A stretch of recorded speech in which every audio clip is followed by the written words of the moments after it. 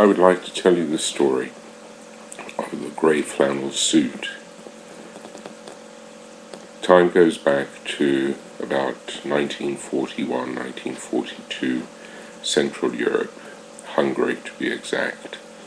A man is trying to get a job, but he's a Jew.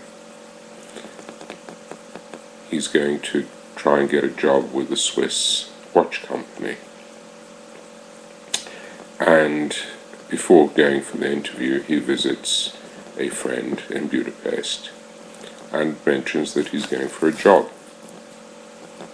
The friend says, I've got something for you. I think you should look the part. My cousin, who lives across the border in Czechoslovakia, has just sent me some suits from her husband.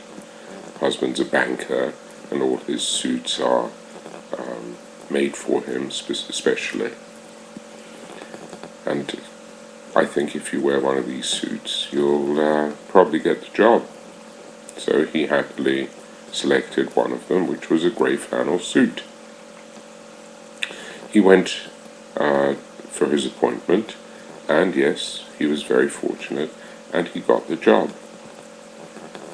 On returning to his home in Budapest, approaching the street, he noticed that the Hungarian fascist police had cordoned the street off, and as he peered over the police cordon, he saw that a load of people were being rounded up. These people were all Jews. They were being rounded up to be deported to concentration camps. The man asked one of the policemen, "What's going on?" The policeman looked him up and down in his resplendent, custom-made grey flannel suit and said to him, "Sir, a gentleman like you shouldn't be bothered when the garbage is being taken out." So, wanting to save himself, he didn't say anything, and off he went, and he found alternative accommodation.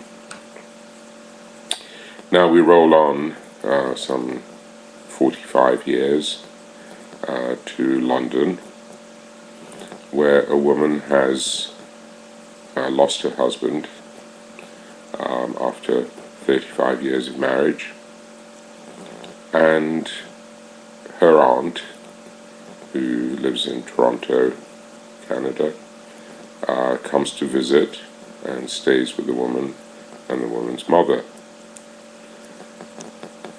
After staying in London for a while, she goes back to Toronto and is invited to lunch to friends, where she meets a man she's never met before, and they engage in conversation.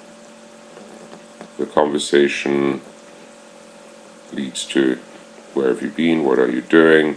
And she happened to mention that she had just returned from her relatively newly widowed niece in London, and names were exchanged, and the man gasped, "My God, I used to be in love with that woman when we were teenagers." Anyway, he got her number and started to phone her, and they conversed, courted if you like, over the telephone, and eventually they met up.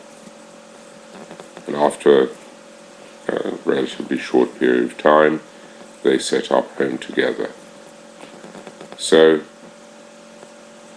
if one believes in fate, the man's life was saved by this woman's late father's grey flannel suit, so that when she became a widow, this man would be there to be able to look after her in her old age.